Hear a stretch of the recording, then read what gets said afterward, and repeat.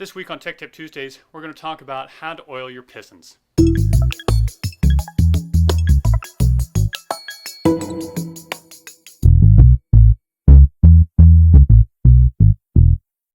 Your piston in your horn is inside of the casing, and there's that small gap that piston can actually move around in.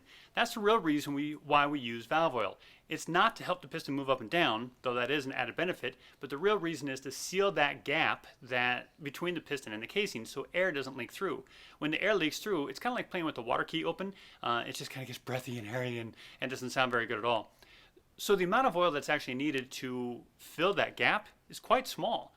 And so when I see players just pouring valve oil on their piston, I know right away that that piston's not going to work very well. It's going to be really sluggish and move up and down quite slowly because we're trying to jam so much liquid inside of a really tiny gap. That's why I want to look at how we oil a piston the right way, which is only with 2 drops.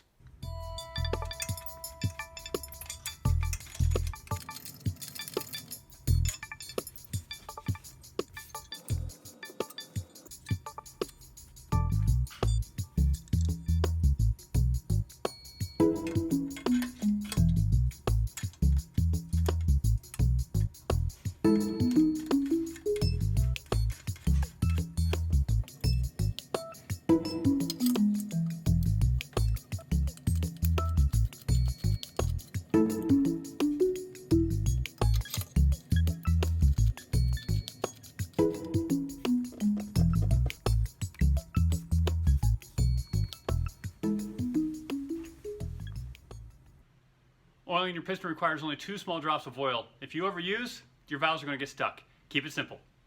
If you'd like more simple tips like this, subscribe to our channel, and every Tuesday we're going to drop a new Tech Tip Tuesday. The other option is you can come over to our website and sign up for our email list to have these delivered straight to your inbox. See you next week.